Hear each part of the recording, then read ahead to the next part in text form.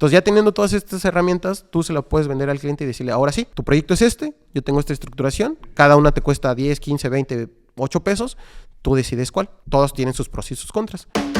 El arquitecto al final del día es su bebé, su proyecto es su idea y lo va a defender a morir. Pero si tú con un buen coaching y orientándolo correctamente, se pueden lograr muchas cosas. Entonces, esa es otra frase que también me quedó muy grabada que me decía un maestro: las estructuras no se comportan como las diseñan, sino como se construyen.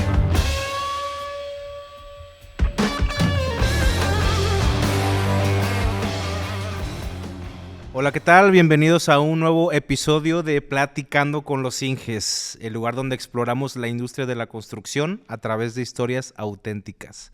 El día de hoy tenemos un invitadazo de lujo, el ingeniero Isua Leonardo Murillo de FTC Estructural. ¿Cómo estás, Inge? Hola, ¿qué tal, Inge? Muchas gracias por la oportunidad y la invitación.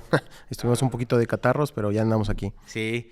Justamente estábamos platicando hace ratito que nos aventamos casi medio podcast afuera. Sí, estuvo buena la plática y unas cosillas que a lo mejor ahorita le sacamos al tema también para que la audiencia se pueda empapar un poquito de esos comentarios. Oye, ¿eres de Ciudad de México? Es correcto, somos de Ciudad de México. ¿Y qué te trajo acá a Monterrey? Pues fue cuestión laboral, la verdad. Yo estaba trabajando allá, ahora sí que empecé la vida laboral, por así llamarlo, en una empresa que se llama, bueno, ahorita eventualmente me acordaré el nombre, pero se dedicaba a las vías terrestres. Mi enfoque era más estructuras, pero en ese tiempo, pues recién egresado, la mayoría de los despachos, si no es que hasta el momento te piden maestría y especialidad o, en su defecto, ciertos años de experiencia, ¿no? Pues, cosa que yo no cumplía. Entonces, fue la primera empresa que me dio la oportunidad de trabajar. Empecé a generar ahí, por decirlo, expertise, pero pues ellos estaban enfocados a lo que era vías terrestres, suministros y laboratorios, pruebas de laboratorio, lo que sean realmente. Entonces yo dije, no, pues aquí no voy a adecuar lo que yo quiero encaminarme, ¿no? Entonces, de ahí brinqué a lo que era CMF, que ahí fue como que mi cancha, fue donde me forjé y estuve 8 años. Ajá. Que en realidad es la primera vez que yo fui a hacer la prueba de trabajo ahí fue como dibujante, porque yo me empecé a mandar currículum en lo de vías terrestres y me hablaron, me dijeron, oye, no hay como tal puesto de estructurista, pero sí de dibujante. Le dije, mira, no hay bronca, de ahí empezamos y después brinco, ¿no? Fui, hice el examen, que era en ese tiempo era AutoCAD, y justamente ese día me dicen, oye, se va a ir un ingeniero, ya nos avisó, hay un mes de gap. ¿Qué onda? ¿Quieres hacer también el examen de ingeniero? Le digo, pues mira, ya estamos aquí, vamos a ver si es una es otra, ¿no? Hicimos el examen, afortunadamente me quedé y ahí estuve 8 años, que fue realmente el que me forjó como ingeniero. Y posteriormente se me dio la oportunidad de venir acá a Monterrey, justamente gracias a SCB, ¿no? Como que me buscaron, me dijeron, oye, hay un proyecto, estoy haciendo un equipo, quiero conjuntar ciertos criterios de diferentes materias, ¿qué onda? ¿Te interesa? Vente para acá. Y fue como llegué aquí a Nuevo León. Fue más por cuestiones laborales en esa parte, ¿no? Que me dijeron, oye, tú le mueves al acero, el proyecto es de acero, vente para acá, negociamos y fue lo que me importó para venir para acá. Me trajeron aquí a tierras regiomontanas. Quisiera conocerte un poquito más, indagar un poquito más en tu contexto. ¿Por qué escogiste ingeniería civil? Pues mira, ahí fue curioso porque creo que muchas veces la vida te da ciertas señales que luego no logras interpretar, pero que ya te marca el camino. ¿Por qué? Desde niño, en ese tiempo, digo, mis papás son divorciados, pero en ese tiempo yo tenía 8 o 7 años por ahí, más o menos. Uh-huh. Había una constructora muy cerca de donde vivíamos. Ajá. Entonces había un terreno donde guardaban todas las retroexcavadoras, las pácharas, todo eso. Entonces yo desde chiquito pues andaba metido ahí, me subía, tenía curiosidad de, oye, ¿por qué le ponen varillas? ¿Cuántas varillas saben por qué poner? Pero hasta ahí quedó, o sea, nada más fue curiosidad.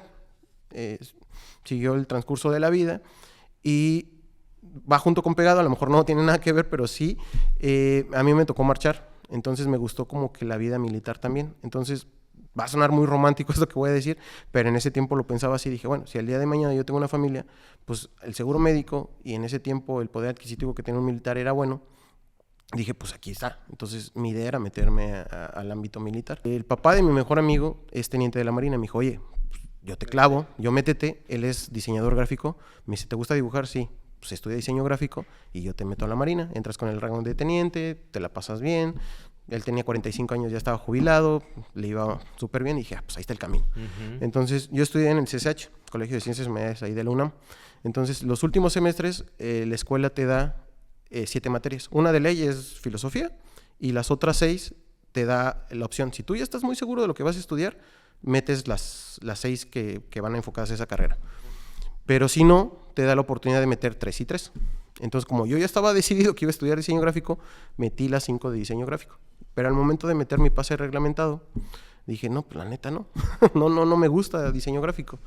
Entonces dije, vamos a cambiarla. Nunca he sido tan fan de las letras, pero sí de las matemáticas. No se me facilitan, pero sí me gustan. O sea, sí tengo que arrastrar un poco el lápiz, pero tampoco se me dificultan. Entonces dije, no, pues de aquí soy. Entonces empecé a ver todas las carreras que tenían que ver con matemáticas. Entre ellas estaba arquitectura e ingeniería. Como que fueron las que me llamaron la atención. Pero nunca, o sea, no tenía claro qué hacía cada uno de estos dos perfiles. Entonces dije, bueno, vamos a meterla. La primera que yo metí fue arquitectura, después ingeniería civil y después ingeniería química. Dije, pues si no me quedo en estas, me quedo en ingeniería química y al año pido mi permuta y me cambio a la que yo quiero, ¿no? Pero al momento de dar clic dije, y yo sé que ahí me van a funar muchos arquitectos, pero dije, ¿cómo voy a ver a mis hijos y me van a decir, mi papá es arquitecto? Entonces lo cambié por egocentrismo. Dije, no, vamos, ingeniería civil, arquitectura y ingeniería química. Y afortunadamente en ese entonces la UNAM te pedía 4 años. Bueno, la prepa es de 3, pero te puedes quedar un año más, o los que fueran, pero te pedían 4 años y un promedio de 7.5 para poder ingresar a la carrera de ingeniería civil, porque era de muy baja demanda. Las de alta demanda, pues eran las clásicas: medicina, derecho, ciencias de la comunicación. Ahí te pedían 3 años. Incluso creo que arquitectura, ¿no? Arquitectura también es un poquito de alta demanda, te pedían un promedio de 9, mínimo 3 años, ya con 4 no. Pero pues para ciertas escuelas, para CEU, sobre todo en las facultades de CEU, pero en las FES, que son las facultades de estudios superiores, que son como los bebés de CEU, pues eran un poquito más light en ese aspecto. Entonces dije, bueno, pues tengo todo, ¿no? Pero aún así no tenía como que claro que hacía un ingeniero ni que era un arquitecto. Entonces ya me di cuenta hasta que empecé a estudiar. Entonces cuando ya empecé a estudiar y me dieron el temario, empecé a meterme en materia de qué hacía un ingeniero civil, dije, pues es que de aquí soy. Y aquí es cuando hace match lo de cuántas varillas le pones, por qué no se cae, cuando tiembla, por qué se agrieta. Y entonces ahí como que fue haciendo ese match de cuando el Isua, siendo un niño, pensaba, pues se consolidó ya de grande, ¿no? Pero fue justamente por eso. A eso me llevó la vida. Ya, justamente eso, la parte académica, y lo hablábamos hace ratito de que en la parte académica hay una riña entre arquitectos, ingenieros, ¿no? Y justamente hay una frase que me llamó mucho la atención, de la ingeniería en perfecta relación con la arquitectura. ¿Qué me puedes decir acerca de esta frase? Sí, esa frase la nació justamente cuando nos asociamos, Sergio, ahí le mando saludos, Martín y Daniela, y teníamos la idea de, primero, cómo le vamos a poner a la empresa, ¿no? 2, que necesitamos un eslogan que nos diferenciara de los demás. Pero más que nada era pensado en, a ver, el clásico ingeniero es, yo aquí quiero una columna y no me importa la arquitectura. O sea, como que siempre era ese pleito de, es lo que necesitamos y no le quiero arrastrar más el lápiz, ¿no? Entonces era siempre el beneficio de la estructura y no del proyecto. Entonces dijimos, ¿cómo hacemos match con los arquitectos? Porque al final del día son tus clientes. Es como te decía hace rato, es una relación tóxica codependiente. No, para un buen proyecto necesitas de ambos, entre muchas más disciplinas. Entonces lo que hicimos fue, ¿cómo hacemos match? O cómo tratamos de ser más amigables con nuestro cliente, que es el arquitecto. Y de ahí nació. Entonces empezamos a tirar ideas y no me acuerdo, íbamos al Oxxo, íbamos a comprar ahí unos refrescos, botana. Y en el trayecto nació, oye, la arquitectura así en perfecto estado. Y ahí nació el eslogan. Pero era justamente pensando en tratar de hacer match con los arquitectos, ¿no? Porque pues al final de cuentas sí hay una riña, pero es académica. Que por ejemplo allá en la UNAM es el tazón de la mezcla, arquitectura e ingeniería, que es el de americano, y sí, que el arquitecto es esto y que no sabe, y igual el ingeniero es muy cuadrado, que no tiene ese feeling de humanista, pero eso es riña meramente académica. Ya en la vida profesional te das cuenta que son los que te dan la chamba. Entonces como consejo, llévense bien con los arquitectos desde el inicio. Justamente, yo igual soy foráneo, yo vengo del estado de Tabasco. Allá pasé, digamos, en promedio, he vivido en muchos estados del país porque mi papá es militar. Justamente ahorita que mencionaste eso, me he mudado muchas veces a lo largo de mi vida, pero he pasado la mayor parte en tiempo, en años, pues en Tabasco, ¿no? Allá estudié la preparatoria, la universidad.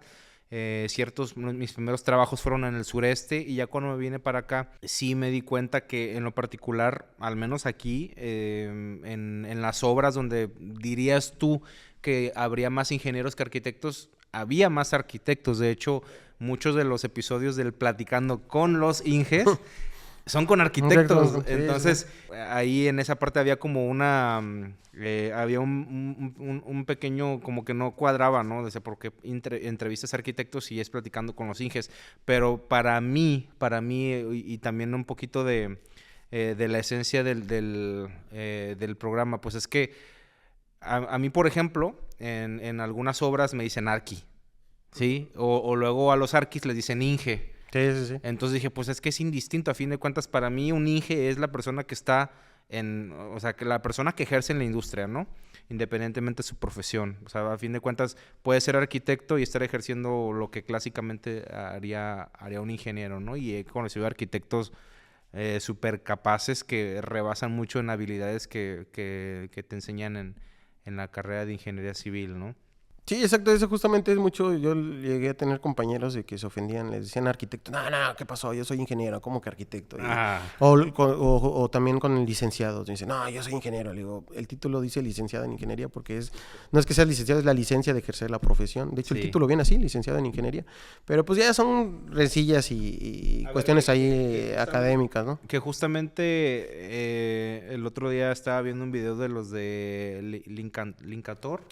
Es un ingeniero, creo que es de Guadalajara, y él resonó mucho una frase que dijo, un video que sacó que hablaba es que nosotros como estructuristas no tenemos por qué estar peleados con los arquitectos porque entre más complejo sea el diseño o si quieres los caprichos del arquitecto, más reto nos pone a nosotros como estructuristas y nos hace ser mejores. O sea, a fin de cuentas no es como que, es el capricho, yo quiero mis columnas y se chingó, que es la supuesta practicidad. No, lo que te hace un ingeniero más completo es precisamente esos retos, ¿no? ¿Te ha tocado enfrentar a lo largo de tu carrera retos que hayas dicho, híjole, esto me sacó me dejó sin dormir varias noches o representó algo que no había hecho y que lograste sacar en tiempo y forma? Sí, de varias, tanto de complejidad de proyecto como tal, por la distribución arquitectónica, como de la complejidad que el mismo cliente te pone. Por ejemplo, ahorita tocando un poco lo que dices, sí, obviamente lo que decíamos es una relación que siempre lo vas a llevar. Lo que sí te puedo asegurar, y lo he visto, y está la viva prueba y lo pueden buscar cualquiera, es con el arquitecto Benjamín Romano, que fue quien diseñó Torre Reforma, entre muchas más, que él mismo lo dice. Un arquitecto bien orientado y llevado por un buen ingeniero hace buenos proyectos. Él es de los pocos arquitectos, no digo que sea el único, pero de los que sí he visto, que he visto yo, es de que llega y dice, ingeniero, esta es la idea que traigo, póngame columnas, póngame traves y vemos y negociamos. Pero esta es la idea, sobre esto tu estructura. ¿Y qué hace que el proyecto sea funcional, sea económico, logre los requerimientos en cuestión de presupuesto y salen obras y ahí están sus premios? O sea, no hay nada que decir, ahí están los resultados. Entonces, muchas veces también siento que el ego del arquitecto, de yo soy el arquitecto, esta es mi obra, sea funcional o no me interesa, es mi firma, llega a complicar mucho los proyectos, ¿no? Entonces también que los arquitectos estén abiertos, porque me ha tocado que el proyecto se presta, por ejemplo, meterle aisladores de base o disipadores de energía, pero no les gusta los aisladores de base porque como que dicen, no, pues ¿para qué me arriesgo? Y los disipadores pues normalmente son contraventeos, entonces les pegan en fachadas o en algún muro y no les gusta, sabiendo que el beneficio va a ser muchísimo más para el proyecto, pero entonces como que es estar peleando con él. Bueno, no es estar peleando, tienes que llegar a una negociación. El arquitecto al final del día es su bebé, su proyecto es su idea y lo va a defender a morir, pero si tú con un buen coaching y orientándolo correctamente se pueden lograr muchas cosas. Entonces me ha tocado proyectos desde que la complejidad de que el arquitecto lo diseña, a muchas veces no porque así sea, sino porque es lo que tiene que ser, y muchas veces también que el cliente dice, oye, pues es que yo lo quiero así, oye, pero sale más barato así, no me importa, yo lo quiero así. Entonces también eso te va complicando, como que te va poniendo trabas, pero al final del día, como lo dice el Inge, pues eso te ayuda a ingeniártelas. O sea, al final del día dices, bueno, si no puedo por esta, me voy a ir por el otro, y es donde tu creatividad empieza a salir a flote y empiezas a sacar cosas que luego hasta dices, oye, esto ni siquiera la norma está dentro de los parámetros. O sea, hay muchas cosas, y eso sí se los puedo asegurar. Hay muchos diseños que la norma no están contemplados dentro de la norma. Que al final del día la norma, también hay que entenderlo, no es un manual de diseño, es los requerimientos básicos que tú tienes que cumplir, de ahí para arriba. Pero eso también no te da la pauta de que te vayas por la tangente y dices, lo que decíamos hace rato, lo que no está prohibido está permitido, ¿no? Entonces también hay muchos bugs, pero siento que va por ahí. O sea, un buen arquitecto bien orientado hace proyectos de muy grande envergadura. Y ahí está la prueba. Benjamín Romano es la viva prueba de él. O también tuve la oportunidad de no trabajar directamente con él, pero sí en uno de sus proyectos. Pero bueno, está muy influenciado en la obra de Barragán. De verdad, sí, tiene esa línea, Su pero... escuela. Su escuela. Entonces, pues no estén peleados, y como arquitectos tampoco se cierren a que las columnas tampoco son malas. Ajá. Entonces, de hecho, yo soy de la idea de que muchas veces, si tú como ingeniero ves que le puedes optimizar o quitar ciertas columnas, pues también hay que ayudar al arquitecto, ¿no? Y irlo coachando también. Es muy fácil darte cuenta cuando un despacho o está iniciando o se está metiendo en cuestión de lo vertical. ¿Por qué? Porque las descargas sanitarias siempre las ponen en eje de columna. O te das cositas de feeling que te das cuenta, oye, esto va a tener broncas. ¿Por qué? Porque aquí va a haber una trave, constructivamente va a complicar. Te das cuenta de todo eso, pero si tú vas coachando al arquitecto desde ese inicio, los proyectos, una, se facilitan, dos, se optimizan, y tres, logras el beneficio que es que sea seguro y barato.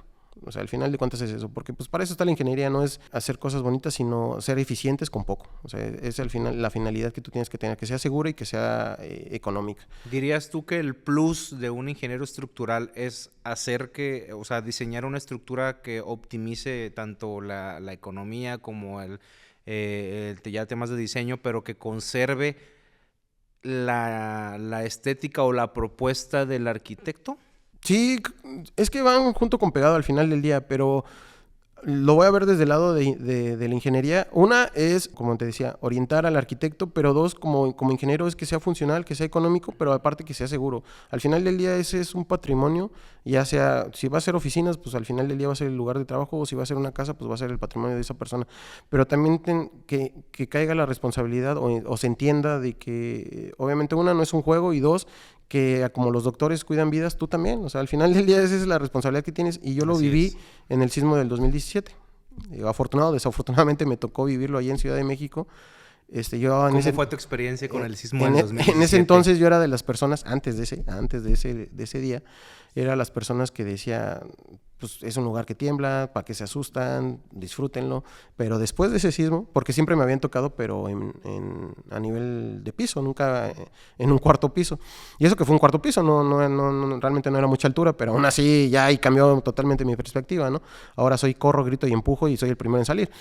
¿Por qué? Pues porque como que te quedas con ese shock. Pero independientemente de eso, ver el daño que causó, y que estructuras relativamente nuevas, que estoy hablando de 2-3 años, habían colapsado, dije, bueno, pues si tenemos una normativa más actual, bueno, más mejorada a la del 85, la del 94 y la del 2004, ¿cómo puede ser? Ahí te das cuenta también de los vicios ocultos, de la mala práctica en obra, de cambiar el proyecto sin notificar al responsable. O sea, muchos vicios que la conclusión es fallecimiento. Entonces, tampoco, o sea, que tengan eso en criterio, ¿no? Que tienen vidas en sus manos para pronto, ¿no? Entonces, no es un juego. Y mucho de la función del ingeniero es, con tus conocimientos, porque al final del día también mucho de lo que tú estudias, eso me decía mucho un maestro en la escuela, ustedes tienen una deuda con la sociedad con sus impuestos están pagando su educación, entonces ustedes tienen que remunerar eso haciendo buenas prácticas y siendo buenos ingenieros.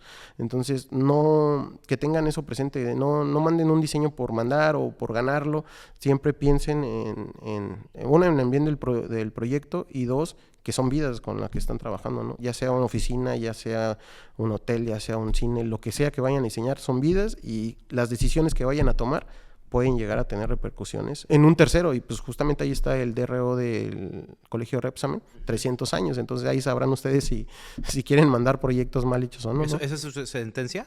A 300 años. No manches. 300 años por los niños que fallecieron. Y es entre eso y las malas prácticas que existen, ¿no? Que bueno, claro, aquí no voy a tirar a nadie, pero ya sabemos ahí hay muchos vicios ocultos. Que esa es otra frase que también me quedó muy grabada, que me decía un maestro: las estructuras no se comportan como las diseñan, sino como se construyen. Tú puedes tener un análisis súper fino, puedes hacerlo un análisis no lineal, puedes tener todo perfectamente en cuestión de números, pero si se construye mal, de nada funcionó. O sea, claro, Y eso que grábenselo bien, las estructuras se comportan como se construyen, no como se diseñan. Entonces, mucho de que tiene que ver que el proyecto sea funcional y sea seguro también tiene mucho que ver o repercute mucho en la ejecución en obra. Claro. Sí, justamente ahorita que sale a la luz el tema del 2017. Yo también me gustaría compartir brevemente mi experiencia con el sismo, porque fue algo que me tocó mucho en mi carrera profesional, me hizo madurar bastante también. Y otra, acabamos de ver la serie que sacaron del sismo precisamente, no sé si la viste. No la he visto, pero sí... Vela, porque los justamente tocan el tema de los vicios ocultos y que, bueno, le tiran a las constructoras, ¿no? No me acuerdo si el desarrollador de ahí, particularmente de unos edificios donde se desarrolla toda la trama, pero sí está interesante. O sea, ya uno con la visión de ingeniero, de la parte de construcción y cómo se manejan ya las cosas en las obras, y la parte de la cultura de los vicios ocultos sí te hace clic muchas cosas, ¿no? Incluso hasta dices, híjole, pues qué bueno que se animaron a tocar esos temas, ¿no? En esta serie. Y con respecto a mi experiencia, en el 2017 yo estaba trabajando en una empresa que se dedica al mantenimiento y construcción de puentes, ¿no? Usando concreto preesforzado. O sea, el tema del preesfuerzo es su mero mole, ¿no? Y recuerdo que estábamos precisamente... estábamos cenando con mi novia, estábamos cenando y de repente me manda un mensaje el director de ahí de la empresa y me dice, guarda tus cosas, alista tu maleta porque mañana te vas a Oaxaca. Ya ves que en el 2017 también ahí en Oaxaca es donde, no me acuerdo si fue el epicentro ahí en... es que hubo dos. Sí, porque hubo, y las réplicas, ¿no? Sí. Me tocó también una réplica. Bueno, el caso es de que ahí en Oaxaca, en lo particular, en el área de La Ventosa, a lo largo de todo Oaxaca hubieron varios puentes que sufrieron muchas fallas, ¿no? Movimientos, desplazamientos, las juntas se desplazaban. Yo me acuerdo que en esa junta, bueno, era un puente que prácticamente las juntas, ya es que vienen los aproches, vienen ay, ahorita ya ni me acuerdo mucho de las terminologías, pero las juntas donde viene la división entre la estructura, el tablero principal y los dos aproches, bueno, una de esas juntas, no te miento, y de hecho ahí hay un video en mi canal de YouTube. Tú brincabas esa junta, o sea, cuando normalmente tiene sí, de que 3, 5 centímetros, 5 muy chiquito, mucho. Era como de 1 metro, no te miento, en una parte. Se había abierto el puente, había tronado los topes antisísmicos de toda la magnitud y pum, lo botó y se abrió, ¿no? Haz de cuenta que ahí en el video se ve como, pues abro las piernas, ¿no? De un lado un pie, del otro, y veías como, o sea, era un peligro eso, ¿no? Y pues esa fue... digo, para no abundar tanto, fue una experiencia. Luego también reparamos otros puentes, pero te da mucho que pensar porque entramos en una situación que pues no era normal, era una obra de emergencia. La situación, para empezar, foráneo, ¿no? De Tabasco a Oaxaca, y pues tienes que ver dónde vas a hacer tu campamento, etcétera. Recuerdo que nos tocó dormir una de esas noches en un hotel. En mi habitación literal tenía una de esas grietas así. Así literal. La clásica.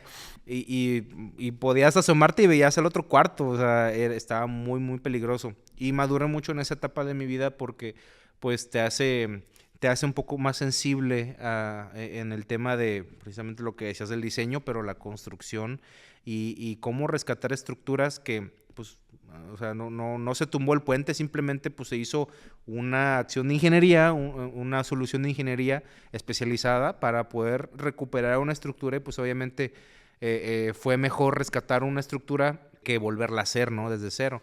En ese sentido, me acabas de hacer recordar una etapa muy bonita de mi vida. Pero bueno, volvamos contigo. En el tema, bueno, no sé si quieres decir algo. No. Bueno, hay como un paréntesis nada más para que no me funen los arquitectos. Legorreta, estaba hablando de Legorreta hijo, no papá. Mi papá ya falleció, okay. Legorreta era ahí también muy buen arquitecto, Sordo Madalena, infinidad, bueno, muy buenos arquitectos que ahí la comunidad tendrá mayor expertise. Pero retomando un poco el tema de los sismos, algo que también vimos, bueno, que tuve la oportunidad ahí dentro de ese lapso, uno, pues obviamente ver, pues era un laboratorio en vida. O sea, yo sé que suena medio crudo porque eran al final del día casas de personas, incluso vidas, porque fallecieron, pero era un laboratorio en vivo. O sea, tú podías ir y ver cómo se comportó la estructura, por qué falló, todo sin necesidad de estarlo viendo en la escuela, ¿no?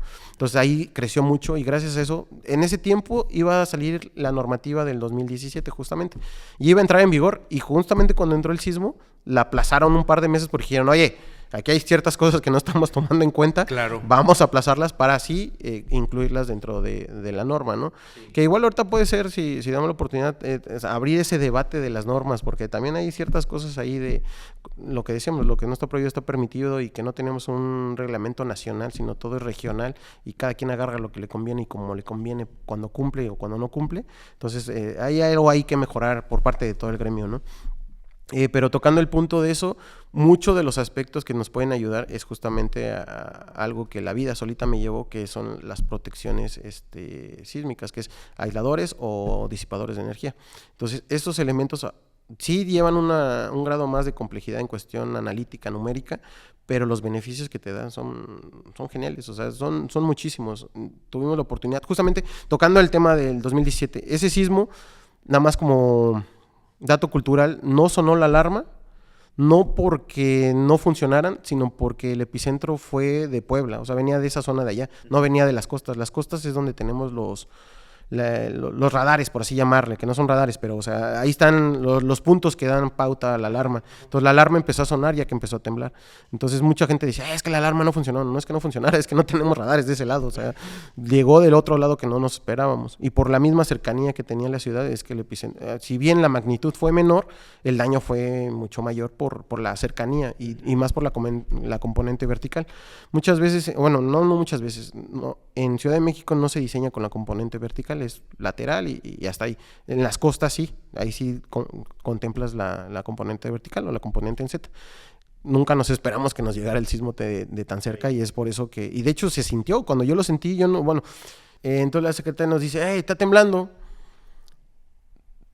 Empiezo a sentir el movimiento, pero no lateral, sino vertical. Entonces dije, cabrón, eso no es normal. Entonces nos paramos, quisimos evacuar, no pudimos evacuar, la verdad. A ver, nomás un paréntesis. En esa parte, en el centro del país, se diseña considerando que el principal movimiento es así. Sí, o sea, al final del día el sismo tiene las componentes tanto vertical como horizontal, pero no se contempla. Eso ya es como que de criterio. Muchos sí lo contemplan, otros no. Pero la de que te rige es la lateral. Pero la vertical es muy raro, al menos en el centro, que la llegues a considerar. Eso se hace en Oaxaca, Guerrero, en la costa. En la costa sí. Y incluso no muchos ingenieros ni siquiera en la costa lo consideran, pero sí deben de considerarlo, porque sí te genera, sí amplifica los esfuerzos hacia las columnas, sobre todo. Entonces empiezo a sentir el movimiento vertical, quisimos evacuar y no pude evacuar, me quedé en el núcleo de las escaleras. Entonces estaba con un compañero porque era tanto el movimiento que ya no podíamos caminar. No es que no pudiéramos bajar, es que ya no nos podíamos mover. Entonces le digo, oye, güey, estamos en el cuarto piso, arriba está la azotea, o bajamos y esta madre se cae, o nos subimos a la azotea. Pues vamos a subirnos a la azotea. Entonces como pudimos nos subimos y pues ahí esperamos a que fuera pues la lógica es, pues, si se cae, pues ya estamos arriba. Sí, porque si bajamos nos quedamos en medio, o sea, no había para dónde. Digo, afortunadamente no colapsó el edificio, ni sufrió daños ni nada, pero pues en esa psicosis es lo que te viene, ¿no? O bajamos y se cae, o subimos y a ver qué pasa. Entonces nuestra lógica fue, vamos a subir, no estamos un piso, a bajar 4, pues vamos a subir uno mejor. De hecho, Protección Civil te recomienda que después del segundo piso ya no bajes, o sea, ya mejor replégate a las orillas, no te vayas al núcleo, porque eso también es otro mito que tiene la gente de, vámonos a la columna o vámonos a los elevadores, porque eso es lo más fuerte. Y no es cierto, nada que ver, o sea, si quieren que Protección Civil lo saque, váyanse a las orillas. El triángulo de la vida, ¿no? Te vas a, no sé, a las esquinas o no sé, bueno, en elementos, por ejemplo, en la mesa, ¿no? Sí, abajo. Y ahora esta norma que salió, la 2023, ya viene más enfocado, no tan, o sea, bueno, sí contempla todo lo de la norma anterior, pero ya viene más enfocado a lo que viene siendo el análisis por desempeño, que ya es como que el siguiente nivel de diseño. Ya está capacitando a los ingenieros para que tú tengas la certeza de decirle al cliente, oye, yo sé que ante un sismo tu estructura, tu edificio, lo que vayas a construir va a estar en ocupación inmediata, seguridad de vida o prevención de colapso. Tú decides en cuál. Cada una tiene un costo diferente, pero yo te garantizo que vas a tener esto. Ahora, ¿cómo está eso? Quisiera que lo enlistaras y me explicaras como brevemente. Sí, es una chulada, la verdad, eso del análisis por desempeño. Ya te necesitas un poquito más de meterte a lo que viene siendo el análisis no lineal, que muchos también lo llegan a confundir con qué es un diseño, ¿no? Eso no tiene nada que ver con el diseño, más bien el análisis no lineal es una confirmación de las propuestas que tú estás haciendo en tu diseño. Si las propusiste bien y va bien coachado el arquitecto, tus resultados van a ser correctos, o sea, vas a tener un buen comportamiento de tu estructura. Caso contrario, pues vas a ver dónde está el desempeño. Entonces, dentro de esa curva, te pone 3 parámetros, que es seguridad de vida, ocupación inmediata, es decir, después del sismo, lo único que vas a sufrir son daños mínimos, acabados, fisuritas en muros secundarios, pero estructuralmente no vas a tener ningún problema. La estructura va a ser capacitada para que no le pase nada, o sea, para que tú lo puedas ocupar enseguida. ¿Dónde se puede aplicar? Por darte un ejemplo, a lo mejor en corporativos donde ya un día de pérdida equivale más a lo que van a gastar en ese momento. Por ejemplo, nosotros lo ocupamos en una nave industrial que tenía robots que costaban mucho más, 3-4 veces más que la nave que la infraestructura. Entonces te decían, no me importa lo que cueste, vale más mi robot que lo que vaya a invertir en esta estructura. Entonces yo quiero que sea ocupación inmediata. Órale. La otra es seguridad de vida, que va a sufrir daños, sí vamos a tener que reparar, pero todos van a estar bien. Y prevención de colapso es, sí se va a dañar, vas a tener que repararlo y va a quedar hasta cierto punto inhabilitado un tiempo en lo que lo rehabilitamos. Entonces ya la norma ya te da esos parámetros y ya está forzando al ingeniero a actualizarse para poder generar ese tipo de análisis. Ahorita nada más está enfocado a estructuras de grupo A, o sea, hospitales de importancia. Grupo B te lo deja abierto a criterio del cliente, pero es casi seguro, o la tendencia que da es de que en próximas modificaciones o actualizaciones de la norma, que ahorita si no mal recuerdo creo que va a ser ya cada 6 años, lo más seguro es que ya sea para todo, ¿no? Lo bueno es que ya lo tenemos, lo malo es que no es para todo. O sea, sí, en estricto sentido, entre comillas, es para todo el país, pero está muy centralizado, que es lo que platicábamos. O sea, justamente a eso iba a ir. Está muy centralizado porque si bien la norma es una chulada y tiene mucha ingeniería, es muy completa, desgraciadamente no le puedes sacar todo el jugo si estás fuera de la Ciudad de México. ¿Por qué? Porque muchos parámetros, por ejemplo el cortante basal y muchos datos que te los da el SACIT, que es un programa que te da los espectros de diseño, pero nada más de Ciudad de México. En este caso el equivalente sería el PRODISYS de CFE. Entonces, si tú estás diseñando fuera de Ciudad de México, lo puedes ocupar, pero tal vez no le puedas sacar tanto jugo, ¿no? Entonces, ¿de qué te apoyas? De CFE, cosa que veníamos platicando, ¿no? Que yo estoy como que peleado con eso, porque muchos se casan como que es la norma, y no es una norma. Ahí lo dice, Manual de Obras Civiles. Es la norma para CFE, pero no para... De hecho, yo recuerdo que en la escuela nos lo ponían así como que... O sea, ya dabas por hecho que, te vas con CFE o te vas con la CNTC, pero, o sea, no recuerdo. La verdad que ya fue hace muchos años, pero pues uno se va con la idea de que, bueno, pues así es el caminito, ¿no? Pero ya ya cuando te topas con ingenieros que ya ejercen, ya tienen años ejerciendo y pueden tener el comprendimiento fino, ¿no? De decir, oye, pues hay un área de oportunidad en cuestión de normativa que rija a todo el país, ¿no? Porque sí es cierto lo que dices, y justo iba a eso iba mi otra pregunta. De Ciudad de México, o sea, después de haber ejercido en Ciudad de México, haber diseñado, estar acostumbrado al centro del país, vienes a Monterrey, ¿cuáles son los principales contrastes que notas? Digo, desde el aspecto cultural hasta el aspecto de diseño, ¿qué me puedes decir de eso? Pues mira, lo que yo he visto y me he topado acá es de que la CNTC ni las pela. Es muy raro el despacho aquí en Nuevo León que te diseña con la CNTC. Aquí agarran ya de cajón ACI, o sea, la norma americana, que no está mal, es un reglamento superior, es el papá de nuestra norma, pero yo parezco embajador de la CNTC, pero es que la verdad es que es una norma muy completa, viene muy fina, viene muy detallada, y más esta actualización justamente con todo este tipo de análisis más avanzados, que van ligados con la americana, ¿no? En este caso con el FEMA. Lo que he visto aquí, que no se apegan tanto a la CNTC, sino que es más con la normativa americana, con ACI y con CFE. Es decir, no tengo cómo sacar los espectros, porque obviamente no en todos los proyectos voy a estar sacando un espectro de sitio.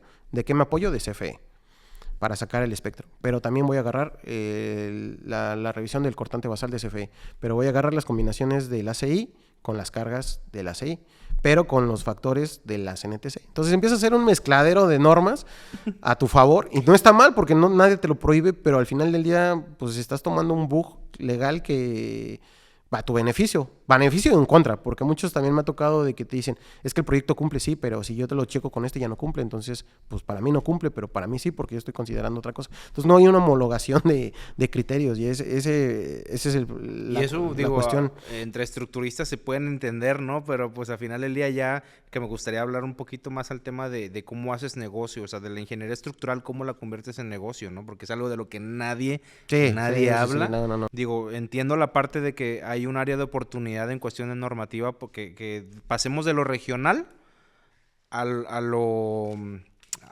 nacional, ¿no? Que podamos tener una estructura, una metodología que aplique en todos los, o sea, que en todo el país, o de perdido que mejore esa mezcolanza que hay ahorita en el diseño, ¿no? Sí, justamente ahí creo que un punto, tirando también aquí el gol a las instalaciones, todos los municipios, hasta donde yo tengo entendido, tienen obviamente un órgano rector, en este caso el Colegio de Ingenieros Civiles, que pues es como la institución que manda en el estado, ¿no? Entonces, llegar a generar una homologación. Yo sé que es complicado porque cada estado tiene su independencia, por así llamarlo, entonces es muy complejo hacer un reglamento nacional. Uh-huh. El Colegio de Ingenieros Civiles ahí de México, o el SMI, la Sociedad Mexicana de Ingenieros Estructurales, está empujando a que se haga. ¿Va a pasar? Sí, pero por esos temas políticos, pues creo que va a tardar. Pero empezar a generar ese criterio de decir, ok, sí, está bien, no te voy a prohibir que ocupes una norma de otro país, que al final del día es lo mismo, es el papá de nuestra norma, pero sí tratar en la medida de lo posible de, ok, está abierto tu criterio, puedes ocupar si quieres el eurocódigo, pero como base vas a agarrar primero la normativa regional, claro. Cosa que también muchos estados les vale. Tú vas y diseñas en Guadalajara y la norma es del 93, del 86, y dices, y lo que hacen ahí es de, esta norma sirve hasta este punto y si no, vete a la CNTC. Y todas te avientan a la NTC, pero tampoco están actualizadas. Al menos todos los estados que yo he tocado, muy rara es la que está actualizada. Y si sí, te manda a la CNTC. Y es muy rica la CNTC, tienen muchas cosas que proporcionar, y más en esta nueva actualización, sobre todo en esa parte del análisis por desempeño, de protección, y ahí vienen los indicadores de base, cosa que en 2017 no venía, y pero sí tratar de empujar, o también como ingenieros, pues llegar a un criterio, no decir, pues no estoy agarrando nada más porque me conviene, sino hay que hacer con uso de razón. Claro. Porque, un ejemplo, por ejemplo, tú checas los drift o los desplazamientos con CFE te dice, oye, vas a revisar contantes basales, si tienes que escalarlo, ese factor de escala tienes que considerarlo en tu diseño y en los drift. Entonces, ¿eso qué quiere decir? Que te va a dar estructuras más robustas, porque ese factor te está amplificando los desplazamientos. La CNTC no. La CNTC te dice, si se va a escalar, vas a ocuparlo nada más en diseño. En los drift no se considera ese factor. Entonces, como que hay pros y contras de cada uno, que muchos agarran y dicen, pues ocupé la CNTC con el cortante basal, pero todo lo demás lo agarré de CFE. O los CFE tiene drift un poquito más amigables que la CNTC. Y ahí te la vas campechaneando y vas haciendo un mix a beneficio. Al final del día es lo que estás proyectando y ahí está, y estás cumpliendo con norma, pero pues estás agarrando de chile, mole y pozole. O sea, esa es la complejidad de esto. Entonces, muchas veces lo que tú te topas cuando vas saliendo de la escuela, dices, pues el reglamento es este. Y de repente te dices, ¿y por qué metió CFE? ¿Y ahora por qué el ACI? ¿Y ahora por qué el eurocódigo? Y empiezas a ver un mezcladero de normas que pues te tienes que adaptar y agarras lo mejor de cada una. No estoy diciendo que sean malas, al final del día para algo están y están validadas, pero sí tratar de hacer una homologación de todos esos criterios, porque pues se presta muchos bugs justamente agarras a tu beneficio y ahí está. Siento que este episodio va a resonar con muchos estructuristas. Sí, estás tocando temas que no se toca, o sea, que van a resonar con ellos, porque justamente creo yo que hay muchas cosas que pues no salen a la luz, sobre todo porque de entrada tienes que ser estructurista y obviamente entender mucho o tienes que vivirlo, tienes que sentirlo, ¿no? Y en lo particular me gusta mucho cómo lo estás expresando.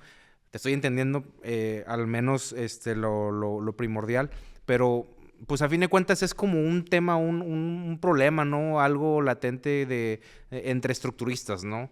¿Qué pasa? Pues porque a fin de cuentas, pues estamos en la industria de la construcción, obviamente de esto vivimos. Uno, ¿cómo haces? O sea, tú que vives esto, ¿cómo haces del diseño estructural un negocio? Y 2, ¿qué son las principales cosas que le importan al cliente? Porque todo esto es como que, bueno, pues entre estructuristas, ¿no? Pero pues al final del día, ¿qué es lo que le importa de un diseño estructural al cliente, ¿no? Sí, mira, ahí le voy a tirar unos ciertos goles, que era lo que platicamos hace rato, que mucho de la idea o la metodología pues sí, la columna vertebral de FTC lo tomamos de RTH, del ingeniero Román. Tocando o haciendo match con lo que me preguntabas, cómo vender la ingeniería es darle una gama de opciones para empezar al cliente, es decir, no se cierren nada más a una sola estructuración, es decir, no nada más es losa plana, no nada más es losa peraltada, sino darle toda esa gama al cliente y decirle, mira, para tu proyecto, lo funcional, a la expertise que pueda hacer para el despacho, estos 3 son los más adecuados. Te voy a hacer otros 2, nada más para que tú sepas que existen, pero en cuestión de costo-beneficio, pues no son competitivos. Y ahí o sea, le presentas, tú vas, digo, lo que le aprendiste al ingeniero que mencionas es, tú vas con tu cliente, vaya, después de haber hecho la negociación, ¿no? Ya le vas a presentar tu propuesta incluye diferentes opciones, o sea, diseños. Sí, estructuración. Estructuras, o sea, por ejemplo, que variando... El sistema de entrepiso, sobre todo. Oh, okay. Es decir, uno, pues obviamente de cajón, llevarte bien con el arquitecto en el aspecto de llegar a un acuerdo. Es decir, a ver, arquitecto, ya tengo su proyecto, me funciona o no me funciona, o con ligeras mejoras puede tener un mejor comportamiento. Entonces, primero casar con eso, con el arquitecto, ¿no? No con el afán de destruirle su propuesta, sino decirle, porque, por ejemplo, mucho luego lo que hacen los arquitectos es que el core o el núcleo central te lo ponen siempre a las orillas o en las esquinas o muy apañado hacia un extremo o hacia el otro, pero nunca en el centro. Entonces sí te ayuda, pero al final del día eso te genera cierta torsión, dependiendo también de la geometría. Si es cuadrada, pues no va a haber tanto problema. Si es rectangular, tampoco. Pero si la geometría es muy caprichosa, en vez de beneficiarte, te va a perjudicar, porque te va a generar torsión. Entonces, si tú le dices, mejor pónmelo aquí al centro, dependiendo, ahí es cuestión de negociar. Y ahora sí, con eso, ya vas y le presentas al cliente, a ver, tu proyecto es este. El arquitecto ya te lo vendió y tú estás enamorado de esto, por la distribución, por los espacios, por lo que vaya a ser la funcionalidad del proyecto. Ahora viene la parte del ingeniero, es cómo lo hacemos económico, seguro y fácil de construir. Entonces ya con eso tú le dices, mira, para tu proyecto pues vas a tener columnas de tanto, pero ahora donde viene el costo, donde muchos proyectos se logran ganar, al menos aquí en el otro, estoy hablando aquí de Nuevo León nada más, en el sistema de entrepiso. ¿Por qué? Porque yo venía con la escuela del centro, que era losas aperaltadas, muy rara vez se ocupan nervadas, por las cuestiones de los esfuerzos accidentales, bueno, por las acciones accidentales que hay allá, ¿no? Por el sismo. Acá, a otra cosa que también, lo que platicamos, aquí no es que no tiemble, es que es de baja sismicidad, no hay que confundir, ¿verdad? Pues te presta o te da facilidad a ser un poquito más aventurado. Entonces aquí lo que manejan mucho y que he visto y que es el caballito de batalla es losas planas aligeradas, que también ese es otro buque en la norma. ¿Por qué? Porque la norma te dice, sí lo puedes diseñar, pero no hay un parámetro muy claro que te diga cuándo es una losa plana, cuándo es una losa nervada o cuándo es un mix. Entonces, tú puedes hacer una losa plana y las franjas que van hacia las columnas, armarlas como trave. Y tú dices, ¿y por qué? Si no es una trave, está del peralte de la losa. Pues sí, pero es una losa plana. Y cuando te conviene es losa plana y cuando no es una losa aligerada. Entonces ahí como que puedes estar campechaneando entre la norma a tu beneficio. Y ya también depende de la expertise del revisor. Si tiene cierto callo, pues te va a meter ahí, te va a dar curva, y si no, pues ni cuenta se va a dar, ¿no? Pero a lo que voy es, justamente teniendo eso, es decir, mira, para tu proyecto, para este claro y esta altura y esta distribución, pues te sirve esta losa plana. ¿Qué involucra? Pues puede ser casetón removible de 129, de 60, de 90, dependiendo, ¿no? Y le da los beneficios. O no, ¿sabes qué? No, a lo mejor ya cuando... Algo que también, digo, igual ahorita lo tocamos, es a lo mejor, ahí también sí me van a funar mucho, es que el postensado lo venden como la maravilla, y sí la maravilla, pero no siempre. Lo que hemos visto es de que en claros menores a 9 metros... Con los postensados no nos metamos. Porque, a ver, es muy competitivo, pero para claros mayores a 10 metros. Al menos hablando de lo vertical. ¿Por qué? Porque sí empieza a haber un ahorro en el acero y sobre todo en lo estético. Ahí los arquitectos se van a enamorar porque son peraltes muy pequeños y es una chulada. O sea, hemos tenido la fortuna de diseñar pocas cosas, la verdad, en postensado y pretensado en un puente, y la verdad es que es una chulada cuando ves que realmente ya hasta con una varilla del 3/8 pasa, porque todo se lo lleva el torón. Entonces sí tiene muchos beneficios, pero en ciertos puntos. Hemos hecho cuantificaciones de losas de menos de 9 metros de claro. Ajá. Y da casi la misma densidad. Muchos lo venden como que hay una densidad de 11 kilos por metro cuadrado ya con todo. Y no es cierto, porque pues hay muchos buques que la norma te permite y le empiezas a quitar a cero, pero no quiere decir que esté bien. Entonces hemos visto que sí hay una reducción, pero es casi lo mismo. O sea, no hay como que un beneficio muy claro. O sea, en pocas palabras, pudieras decir que para claros mayores de 10 metros... Sí, jala el postensado. Sí, incluso hasta nosotros lo hemos recomendado. Oye, ¿tienes claro de 10 metros? Y para menores, pues otros procesos. No. Sí, a menos que el arquitecto por proyecto quiera algo muy, muy delgadito, pues sería la opción. Pero constructivamente, pues es que traigas el gato, que tenses, que... O sea, es como que un poquito más laborioso. Pero no, al menos en menos de eso, claro, no lo recomendaría porque el beneficio, pues la verdad es que aunque muchos digan, no voy a decir nombres, pero muchos lo venden como que sí, que es la maravilla, sí, pero en cuestión de densidades es muy similar. Pero para claros, después de 9 metros, la verdad es que no hay competencia, o sea, ni le muevas. O sea, el postensado es el camino, ¿no? Pero para menores que eso, está casi muy, muy, muy similar que una estructura convencional. Entonces, ya teniendo todas estas herramientas, tú se la puedes vender al cliente y decirle, ahora sí, a ver, tu proyecto es yo tengo esta estructuración, cada una te cuesta 10, 15, 20, 8 pesos, tú decides cuál. Todos tienen sus pros y sus contras. Una es más rápida, otra es más lenta, otras necesitas puntales, otras no, ya dependiendo de lo que vayas haciendo, ¿no? Y todo eso tú se lo vendes en conjunto al cliente. Y otra cosa que platicábamos es que tú también como ingeniero te cubres o te blindas de que llegue un tercero, un proactivo y te diga, oye, tu proyecto está muy sobrado, yo lo voy a optimizar, porque muchos de los errores de muchos ingenieros, de muchos despachos es de que se casan en una o dos propuestas, la saca al concurso el cliente, llega otro, dice, pues yo te voy a hacer una estructuración mejor, le bajo y te quitan el proyecto. Las famosas ingenierías de valor. Sí, las ingenierías de valor. Ahí tengo una experiencia, algo que a lo mejor pudiera sonar como hasta con un poquito de humor, porque la verdad es que sí me dio un poquito, bueno, la verdad sí me dio risa y pena, ¿verdad? Porque, digo, sin decir nombres, en algún momento me tocó trabajar en un lugar, ¿verdad? En una empresa que era constructora, ¿verdad? Una constructora. Y pues obviamente en el papel o en la labor de venta, ¿no? Pues obviamente las constructoras buscan proyectos y pues hay reuniones, hay situaciones en las que tienes que desarrollar estrategias de venta, ¿no? Decir, oye, pues... Vaya, más concreto, hay un proyecto ya definido que todos están en el proceso de la licitación y de ver los aspectos técnicos.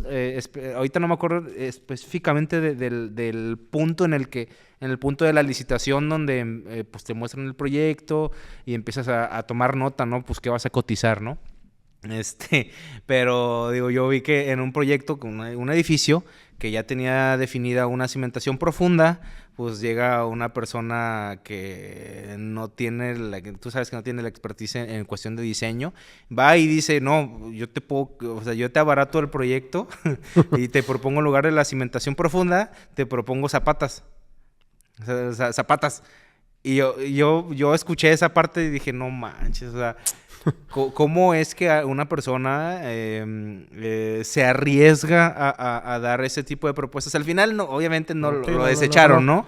Lo desecharon, pero ahorita que mencionas eso, pues son cosas que pasan, ¿verdad? Son cosas que pasan y que no te cuentan en la industria de la construcción, que ya hay un proyecto definido y pues una de las maneras que se acostumbra a hacer es, oye, pues yo te lo doy más barato, y te cambio la modulación o el diseño, la tipología de la estructura, ¿no? Te va a salir mejor, o sea, te va a salir mejor, ¿no? En ese sentido, pero digo, yo no ni en cuenta, no me hubiera pasado por la cabeza esa parte de que uno como estructurista pues ya planteas eso, o sea, te cubres, te blindas de decir, oye, pues aquí está mi diseño, ese es el más óptimo, pero aparte te estoy presentando las demás propuestas con doble intención, ¿verdad? Sí, Le das más seguridad a tu cliente de decir, ay, güey, pues te aventaste varios diseños más y me estás dando lo más óptimo y aparte pues ya te blindas de que, oye, pues va a venir fulanito y te va a proponer otro cambio y ya tienes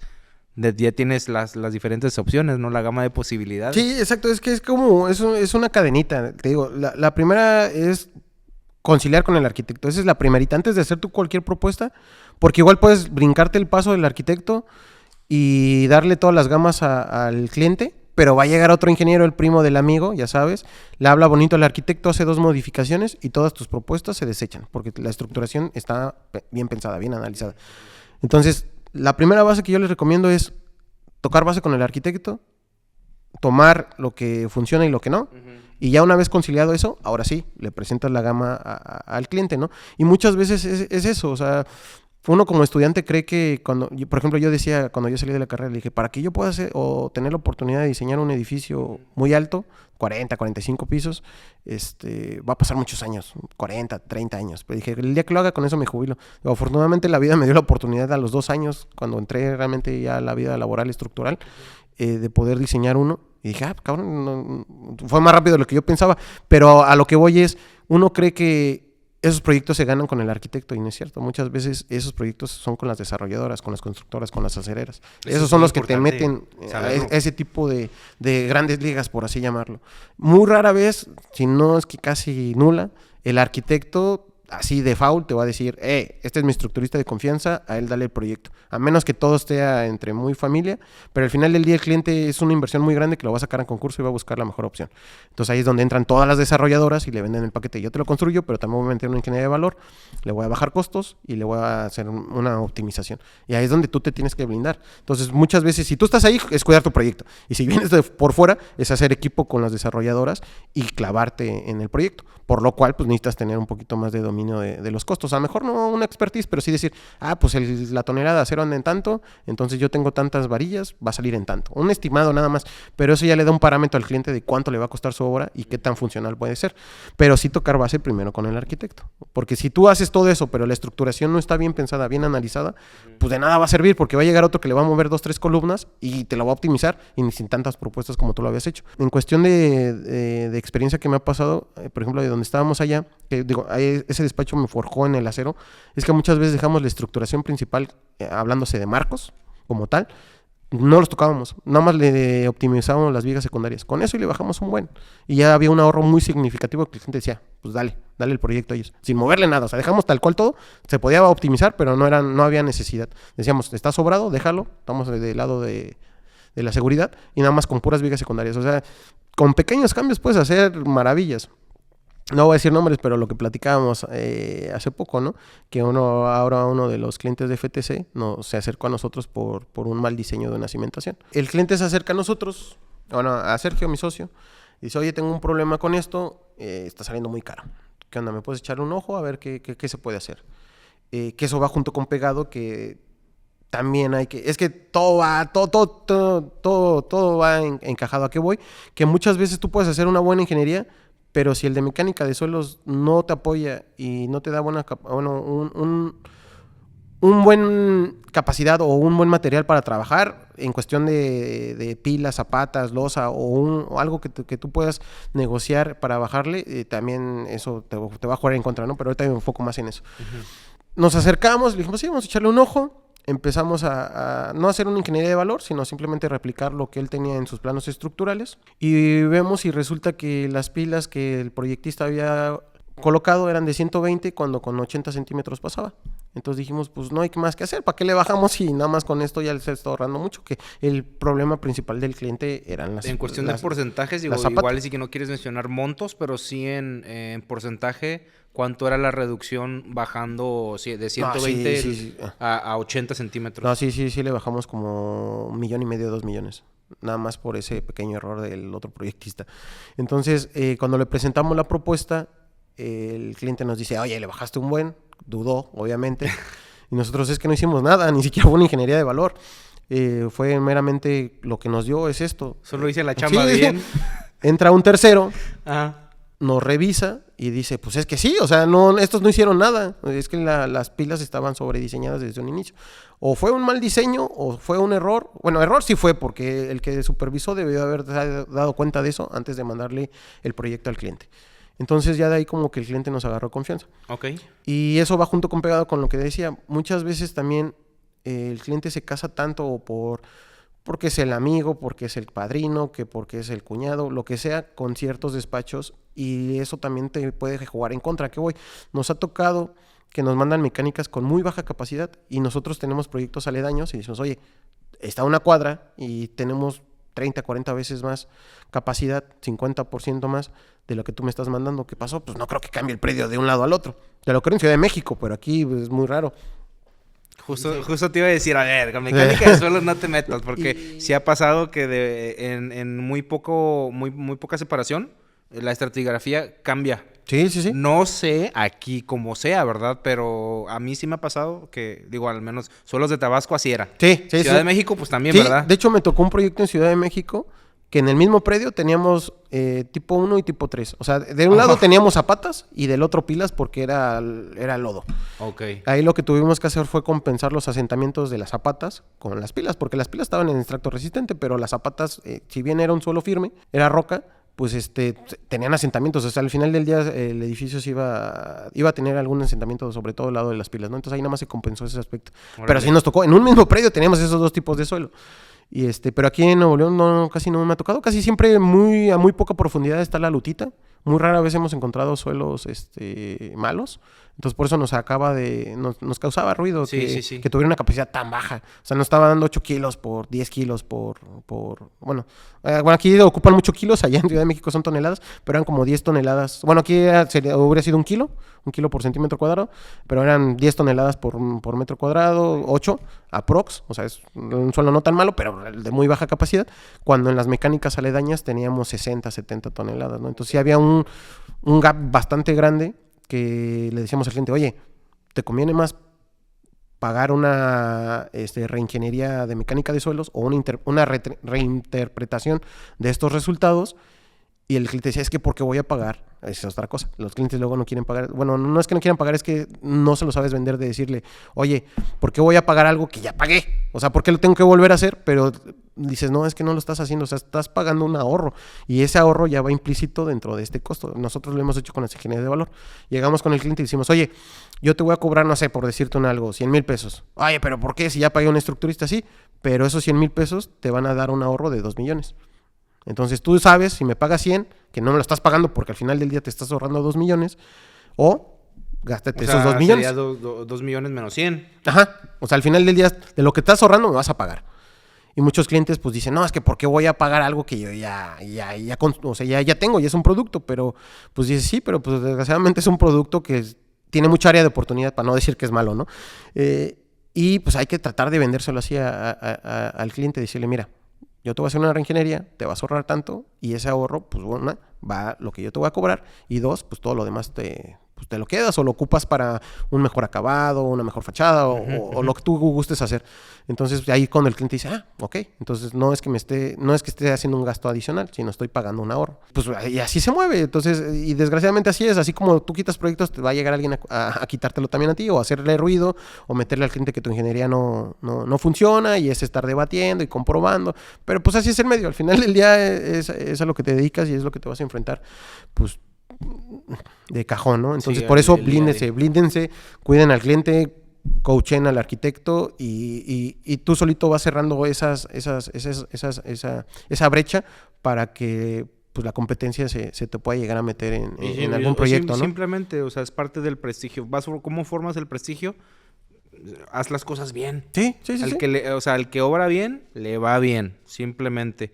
Me gustaría, hice una dinámica en Instagram, para que vayan y sigan platicando con los Inges en Instagram. Lancé preguntas, avisamos que íbamos a grabar contigo y lanzamos unas preguntas que quisiera hacerte. Ok.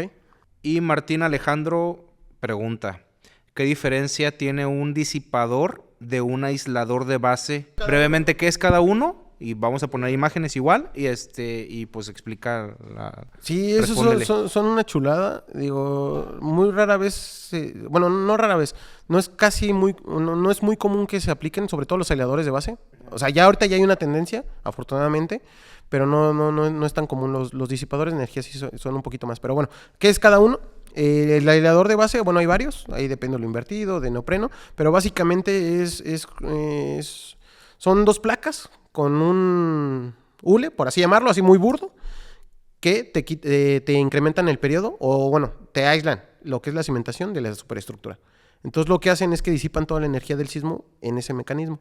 Lo que hacen es alargarte el periodo, disminuir los esfuerzos y ahorrar.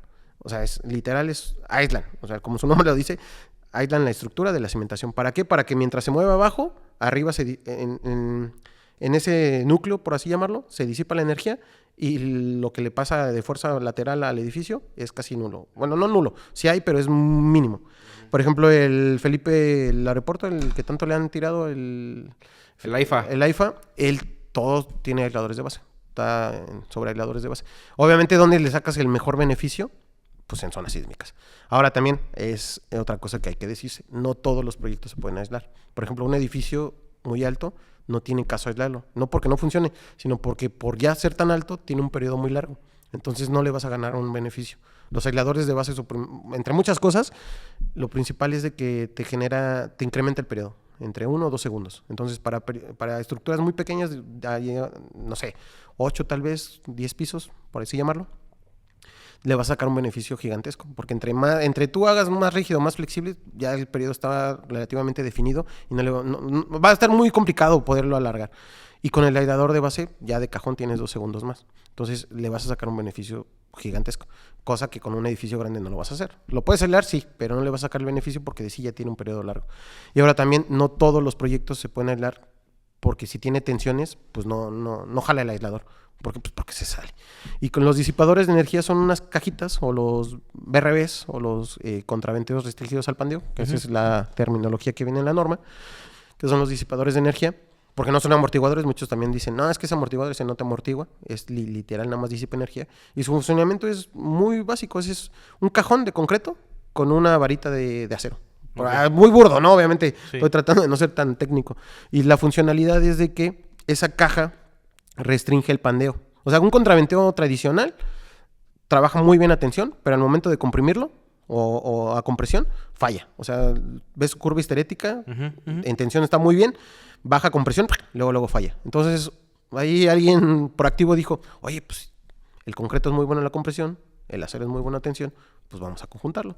Y lo único que hizo fue meterlo dentro de una caja, meter la vara de acero, es la que realmente disipa toda la energía y evita que en la parte de abajo de la curva histerética pues se comporte igual que la de tensión. Entonces son muy estables esos elementos y disipan mucha energía. Que ahí entra un poco algo que no toqué, que igual voy a hacer muy rápido, factores de diseño. O sea, muchas veces confunden la ductilidad con el factor de comportamiento sísmico. Que también eso ya viene de escuelita, ¿no? Que te dicen, es una Q de 2, es una Q de 3, una Q de 4. Y esa es mi ductilidad. Y no es cierto, la ductilidad no tiene nada que ver. O sea, sí son primos, sí van pegados, pero para que tú sepas realmente la ductilidad de tu estructura, tienes que hacer una curva de capacidad. Y con esa curva te va a dar la ductilidad real de tu edificio. Los factores de comportamiento sísmico que vienen en la norma son una foto o un acercamiento a que con los criterios y las restricciones geométricas que te da cada uno, te va a comportar así. Pero no quiere decir o sea, muchas veces, muchos ingenieros diseñan con Q de 4. Antes era ductilidad, así se manejaba, alta ductilidad o baja ductilidad. Ahorita es baja, media y alta, que es Q de 2 normal, la tradicional, Q de 3 es intermedia y Q de 4 ya es alta ductilidad. Que al final del día, ¿qué quiere decir? Pues nada más que se va a plastificar. Porque eso también es otra cosa. Ahí me van a tirar mucho los estructuristas, pero hay que decirlo. Ductilidad es igual a... Sí, o sea, muchos lo ocupan para bajarle costos porque te baja el espectro. Pero pues también lo que no le estás diciendo al cliente, y también me estoy metiendo el pie, pero hay que decirlo, a menos que le metan disipadores de energía, se va a dañar. O sea, una ductilidad alta es que se va a plastificar. Vas a disipar tanta energía en los elementos que no va a fallar, pero va a sufrir un daño que muchas veces ya es irreparable. Justo. Entonces, pero eso no le dices al cliente. Tú le dices, te lo voy a diseñar con Q de 4. ¿Por qué? Porque muchos lo hacen así. ¿Por qué? Porque te baja el espectro, tienes menos esfuerzos. Hay como que ciertos, lo que decíamos, hay ciertos huecos en la norma. Pero ya también es mucho de criterio, ¿no? Mientras tú cumplas con los requerimientos geométricos, pues lo puedes aplicar. Pero lo que no le estás diciendo al cliente es que su edificio se va a dañar. Pero eso lo puedes evitar con los disipadores de energía. Entonces los disipadores al final del día son fusibles. Eso tú los colocas, son hechos a escala. Bueno, no a escala más bien, sino son únicos para ese edificio. No es como que lo quitas y lo vayas a ocupar en otro. Sí, o sea, están diseñados para ese edificio nada más. Okay. Y ahí se disipa, ahí se concentra toda la energía. Ahí empiezan a trabajar mientras está el sismo, y una vez que ellos llegan a fallar, que es muy difícil que lleguen a fallar, eso también es otra cosa que le tiran mucho, que dicen, no, es que necesitan mantenimiento, es que si Si falla, pues los tienes que cambiar y ese es un costo, pero para que fallen es que realmente ya la ciudad colapsó. ¿Por qué? Porque ellos hacen pruebas Ese es el menor de tus problemas. Sí, del realmente. 25% de lo que tú le estás diseñando. O sea, para que eso llegue a fallar es porque ya de plano la ciudad ya no existe. No, bueno, no tanto así, pero es muy complejo que llegue a fallar uno de esos elementos.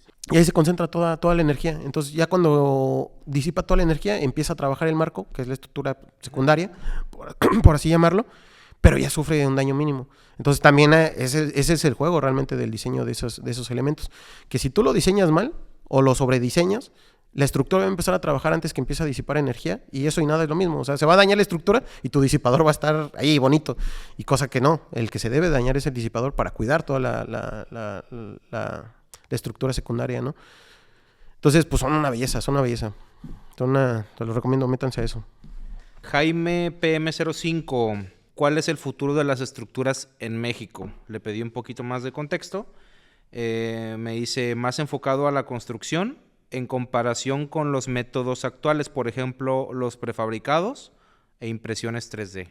Pues mira, lo que yo he visto y al menos lo que he tenido oportunidad de empaparme, prefabricados como que le tiran mucho en zona sísmica por las conexiones, por ciertas cosillas, ¿no?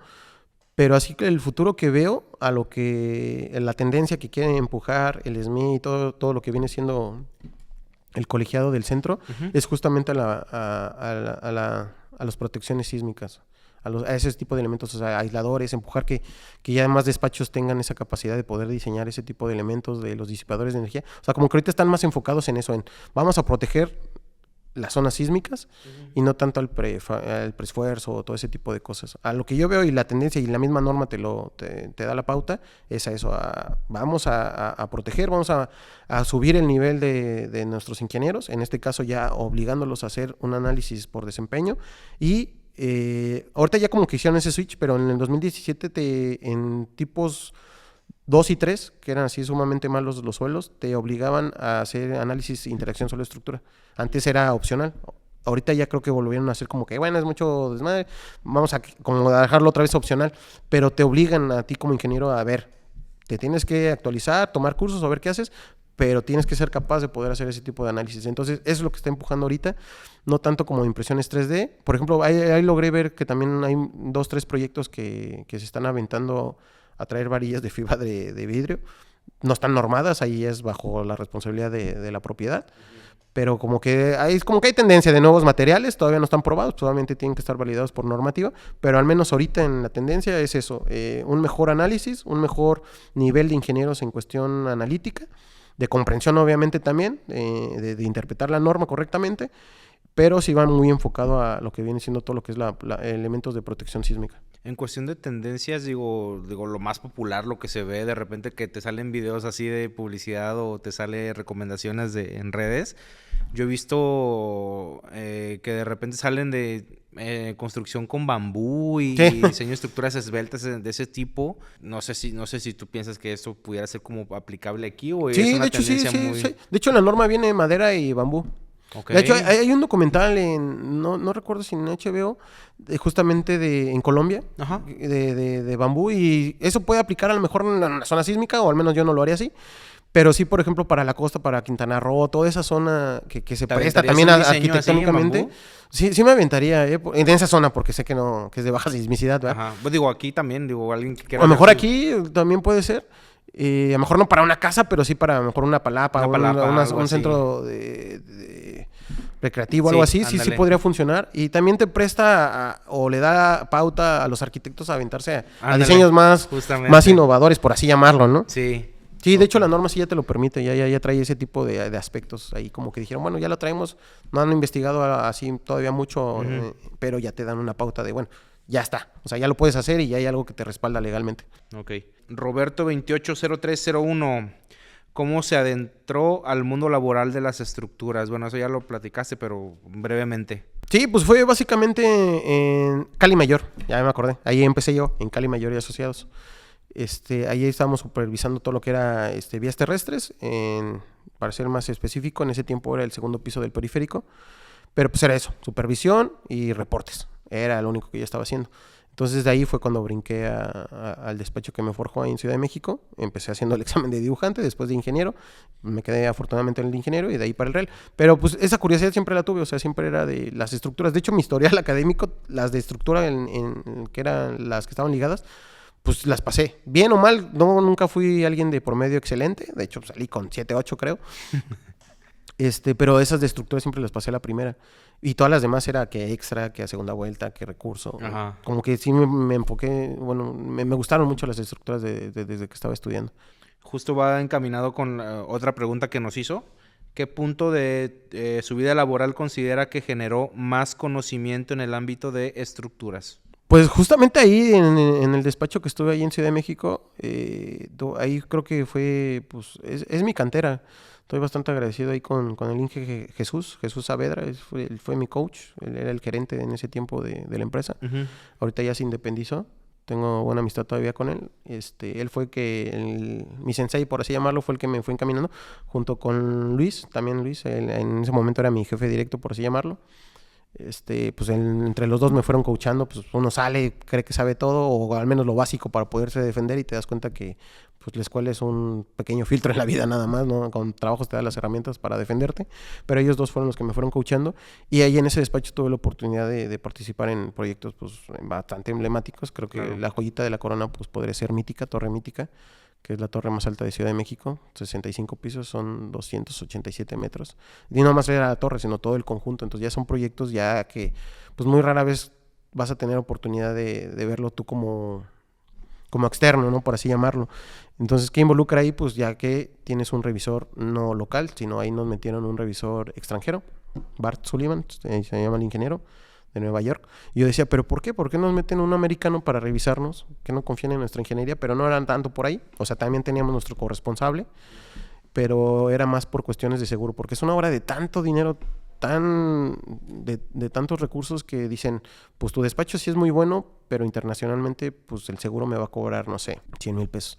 Pero si una firma extranjera de prestigio mundial me lo avala, me van a cobrar 40. Entonces, por eso nos metieron eso. Aparte que él llevaba el proyecto desde que se originó. Se paró, lo compró la otra empresa, entramos nosotros y pues dijeron, pues este es el de cajón, es el que ya conoce el proyecto, pues vamos a seguir con esa línea. Pero fue entre ese dúo, ¿no? Que ya conocía el proyecto y por la cuestión económica también, de que cobraba menos el seguro. Y lo mismo creo que pasó aquí, no sé, no quiero decir cosas que no, pero tengo entendido que lo mismo pasó aquí con COI. Si bien es el Dr. Stark, que aquí es una eminencia en el norte, también metieron un revisor externo justamente por eso, no porque desconfíen del doctor, sino ahí hay otros temas un poquito más, no tanto de la ingeniería, sino por eso. Entonces ahí pues tuve la oportunidad también de diseñar aeropuertos, el aeropuerto de Acapulco, tuvimos la oportunidad de diseñarlo ahí me forjé por así llamarlo, la especialidad de los disipadores de energía, los RBs. Ya después yo brinqué a los aisladores.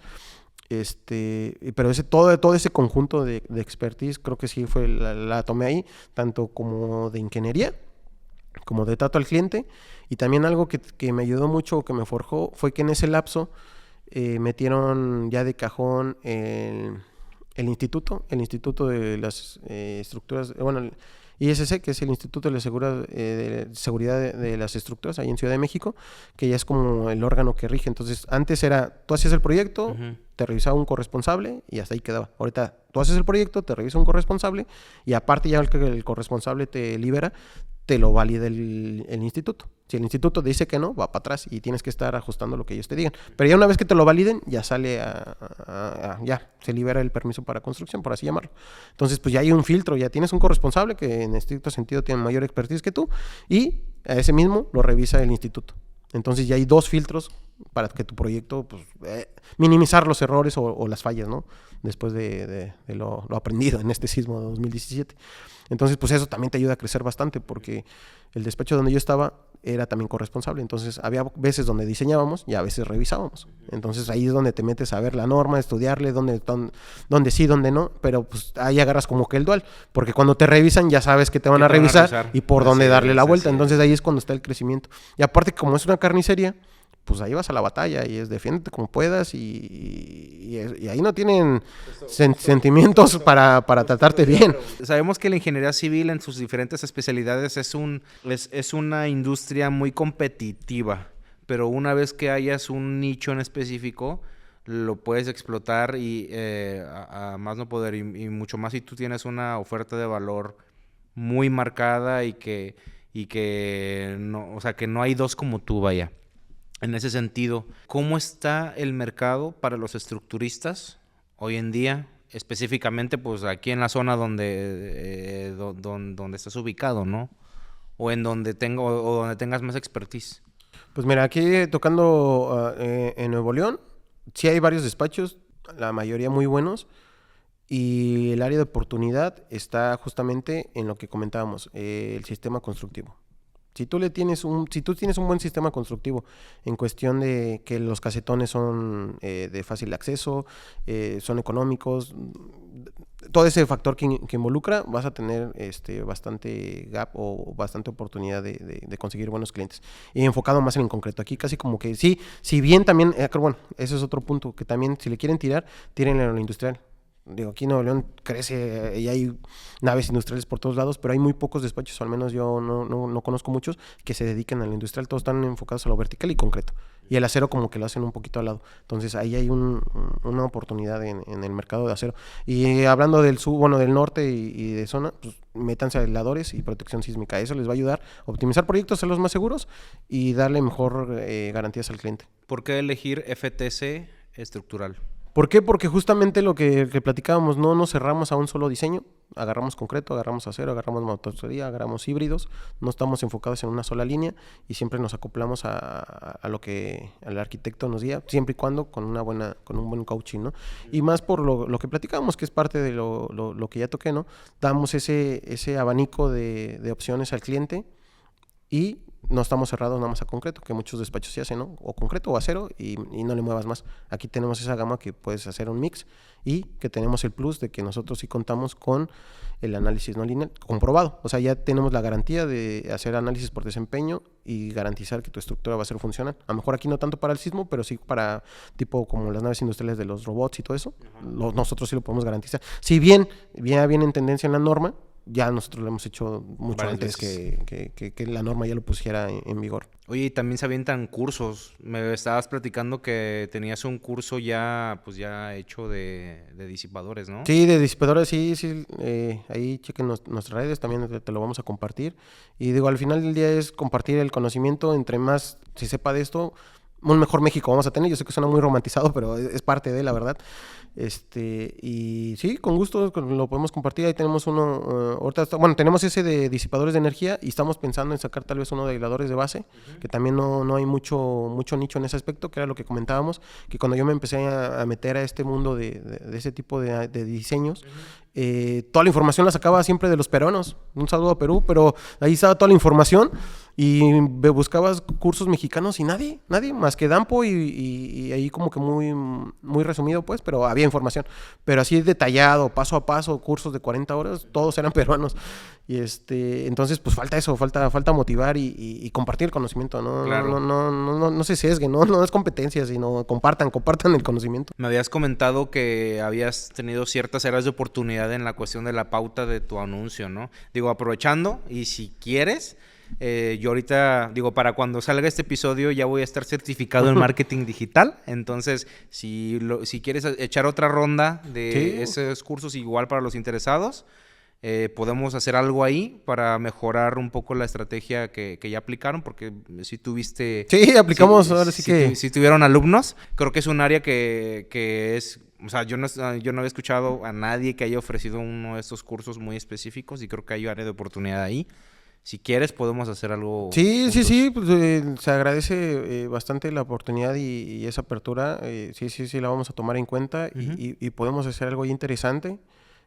Incluso pues damos unos ahí gratuitos a tus suscriptores. A lo mejor hacemos una dinámica de unas preguntas y los primeros en contestar, o ahí vemos cómo le podemos hacer para que se ganen unas entradas ahí al curso. Y justamente uno de los puntos que dices, nosotros vimos que el mercado ya estaba saturado de lo básico, por así llamarlo, ¿no? Ujú. Que es casas de mampostería, 1 o 2 pisos, y está bien, es lo que hay, es cuando sales, es a lo primero que te enfrentas. ¿Por qué? Pues porque no falta el primo de, oye, quítame este murito, vamos a remodelar, voy a echar un segundo piso. Pero cursos así de ese tipo de, y ya más avanzados, por así llamarlo, pues la verdad es que no, al menos yo todas las veces que busqué, porque necesitaba también esa segunda referencia, pues te digo, todos eran peruanos, o de ese tipo, bueno, de allá de Sudamérica, pero ninguno así, algún podcast o algún lugar mexicano que tocara esos temas, pues la verdad es que no. Entonces dije, bueno, pues vamos a tratar de ser esos pioneros, que obviamente hay que hacerlo con responsabilidad porque si es un análisis un poquito más avanzado, necesitas un poquito más de conocimiento, a lo mejor también por eso el nicho se cierra un poquito más, Sí. porque sí como que necesitas traer las bases ya bien sembladas, pero pues no pasa nada, digo, es parte de, o sea, ya después esos huequillos los iremos tapando, Claro. pero sí podemos hacer una dinámica y si tiene éxito y les interesa, pues ya podemos meter más de a lo mejor conexiones ya dúctiles, conexiones atornilladas, toda la gama que te puede abrir lo que es el acero, o ahí podemos estar viendo dependiendo también qué les interese, pero pues vemos qué se puede hacer y qué sale. Excelente. Bueno, pues ya se nos está acabando el tiempo. ¿Algo que quisieras agregar, algo que se nos haya pelado, que quisieras compartir, aprovechar el espacio? Antes de que pasemos a las rapiditas y a las despedidas. No, pues antes que nada, digo, agradecerte por la oportunidad, por el espacio, por los micrófonos, por abrir el espacio para poder transmitir y si bien se tocaron muchos temas y que faltan muchos más por tocar que, Sí, o sea, que ahorita se nos fueron. Creo yo que se presta a sí, hacer más episodios. Pero justamente eso, que se queden con esa idea de que las estructuras no se comportan como se diseñan, sino como se construyen, para que lo tomen en cuenta en cuestión de los detallados y el nivel de dibujo que pueden entregarle al cliente. Entre más fácil sea para la constructora, pues esos riesgos se van a minimizar. La otra, eso que les decía, no se queden con el conocimiento, compártanlo, no van a generar más competencia, sino simplemente están haciendo que el mercado, que el mercado crezca, y dos, que tú solito te forjes a seguir avanzando, porque si no llegas en una zona de confort de, bueno, pues yo soy el que lo domino, pero va a llegar otro y es hasta ese momento donde vas a empezar otra vez a reactivarte o querer volver a innovar. Entonces, entre más allá de esto, solito nos vamos a ir empujando, ¿no? ¿Cómo te contactamos? ¿Cómo te encontramos en redes sociales? En redes sociales, ahí en FTC, estamos literal así, FTC Estructural, en Instagram, en Facebook, TikTok no tenemos todavía, como que estamos todavía metiéndonos eso de las redes, pero ahí el que tenemos ahí como de planta es FTC, y ahí vienen justamente nuestros contactos, teléfonos, email, todo lo que puedan necesitar para alguna cotización, alguna supervisión, alguna rehabilitación o lo que necesiten, ahí en FTC Estructural. Perfectísimo. Bueno, pues sin nada más que decir, yo, pues nos despedimos. Muchísimas gracias por haber estado en un episodio más de Platicando con los Inges. La verdad es que estoy muy contento con lo que se ha logrado esta temporada. Yo les recuerdo que nos pueden seguir en redes sociales para tener un acercamiento más próximo, para que participen en las dinámicas, porque vamos a empezar a ser más dinámicos en cuanto, si tienes alguna duda, pues estate pendiente porque yo voy a anunciar cada invitado, y si tienes alguna duda de la especialidad del invitado, pues ya vieron como en este episodio, ¿no? Síganos como Platicando con los Inges, también como Todo Civil. Nos encuentran en Spotify y en YouTube. Y pues nada, sin más que decir, les recuerdo, yo soy Jonathan Hernández y nos estamos viendo en un episodio más. Y si te parece, pues vamos a las rapiditas. CCH. Recuerdos. Ciudad de México. Experiencia. Disipador de energía. Pasión. Concreto o acero. Acero, 100%. Diseño estructural. Pasión también. Maestría. Aprendizaje. Torre mítica. Aprendizaje. Vicios ocultos. Cáncer. Un cáncer de obra. Monterrey, Nuevo León. Vivencias. Carnita asada. Fiesta. Mecánica de suelos. Necesario. Zona sísmica. Responsabilidad. ¿A qué equipo le vas? Cruz Azul. Educación continua. Crecimiento. ¿Largo o corto plazo? Largo plazo. Redes sociales. Innovación. Ingeniero civil. Pasión. Platicando con los Inges. Excelencia. Perfecto.